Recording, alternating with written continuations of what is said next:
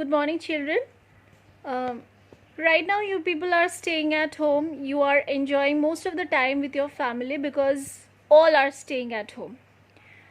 But think about the days when you have work, when you go to school. You all go to school. Your parents go for their work. Those whose mothers are working, mothers also go for their work. Fathers also go for their work. During those days, there is not enough time to be in each other's company, to be in company with the family members, to enjoy all together. You don't have enough time to spend some leisure hours with your family members, especially with your father. Because in most of the families, father is the bread earner of the family. He works very hard so that he can give you a very good life. But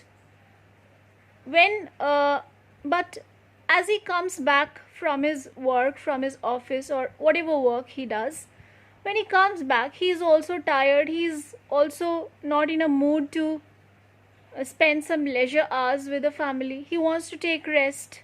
And sometimes it happens that when your father returns back from his work, it is already time for you to go to bed. So in that case, you don't get enough leisure hours to spend with your family, especially with your father. So don't you think that there should be a fixed time during the day, during the 24 hours, there should be a fixed time when there will be no work, the time which will be fixed for you and your family members to stay together, to enjoy, to have fun together, especially when the father is present there. Because fathers work very hard every day and they don't get much time, they don't get enough time to enjoy with their family. So there should be some fixed hours where there will be no work, nobody can work during those hours, and you have to be in the company of your family members, especially with your father. So today I am going to teach you a lesson from the literature reader book, lesson 2, the children's hour.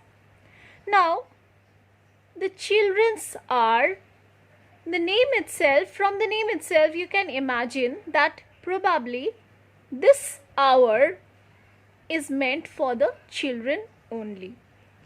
So let us see what this poem is trying to tell us about the children's hour. Between the dark and the daylight, when the night is beginning to lower, comes a pause in the day's occupations that is known as the children's hour. So, between the dark and the daylight. Dark means the night and the daylight. So here the speaker is talking about the time which is in between night and daybreak. Probably he is talking about dawn.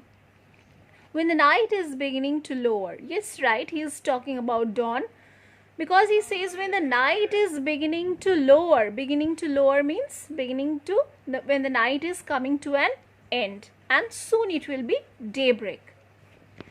Comes a pause in the day's occupation. At that particular time, at that particular hour, there comes a break in the day's occupation. Day's occupation means the busy schedule, the busy work of the day.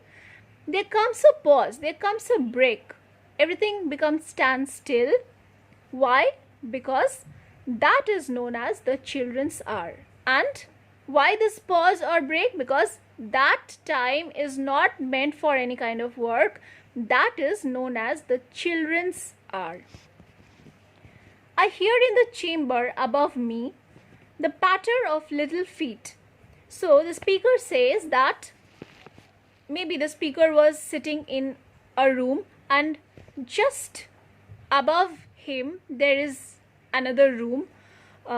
There in that chamber, in the room which is above the room where the speaker was present, in that room he could hear patter of little feet. It happens sometimes when we are, suppose we are downstairs. It happens in our school also, isn't it? Like when we are having class, the upstairs, when the children, maybe if their pencil falls or they walk, we get the sound from there. From above to the underneath classroom, we get the sound. So similarly, the speaker is also getting the sound of the patter of little feet. Little feet, which indicates that little children may be there. So the children are walking, pitter patter, they are walking, and the patter of the feet, the very soft sounds of the feet, tuck tuck tuck sounds, that is coming from above. The sound of a door that is opened. Next, after the patter of the feet, patter of little feet, he gets the sound of a door which is opened. Sometimes it happens when we open a door, there is a creaking sound. So the speaker, after the patter of little feet, he gets the sound of a door opening. And voices soft and sweet. And along with these two sounds, he also gets the sound of voices soft and sweet. Very soft and sweet. You know, especially the children, the little children, they don't have harsh voice. Their voice is very soft and very sweet. That is why when children talk, we love to hear them so much. So first he heard little pattering of feet, then he heard a door opening, and then he heard soft and sweet voices as if some children were talking. From my study, I see in the lamplight. So here we get to know that the speaker is actually sitting in his study. Study is a place where you can, the room is full of books, and you can do your work over there in peace, and if you want, you can read something. That is called a study. So from my study, I see in the lamplight descending the broad hall stairs. So the speaker was present in his study. From his study, in the lamplight, maybe during those days there was no electricity. So in the lamplight, he could see someone descending the broad hall stair. So the staircase which is leading to the hall room, he could see some people are descending, coming down from the stairs.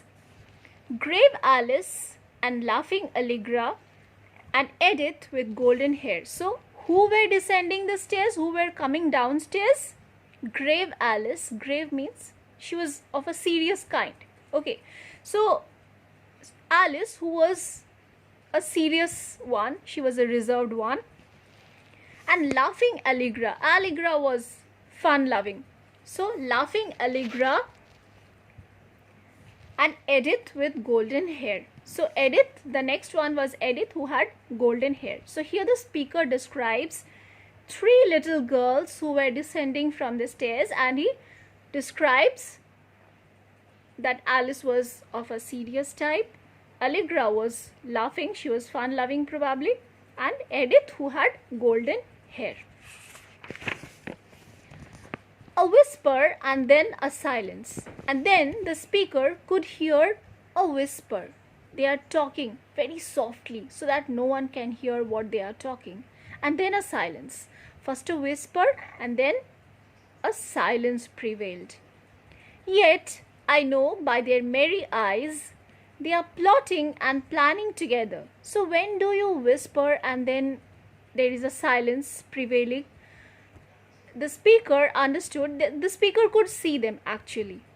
With the help of the lamplight, the speaker could see them, and he could see their eyes were shining bright with happiness. And from that, from the whisper and the silence, and from the happiness which is reflecting through their eyes, the speaker could understand that they were plotting and planning something. They were actually planning out to do something, and they didn't want anyone else, they didn't want the speaker to hear what they are planning or plotting.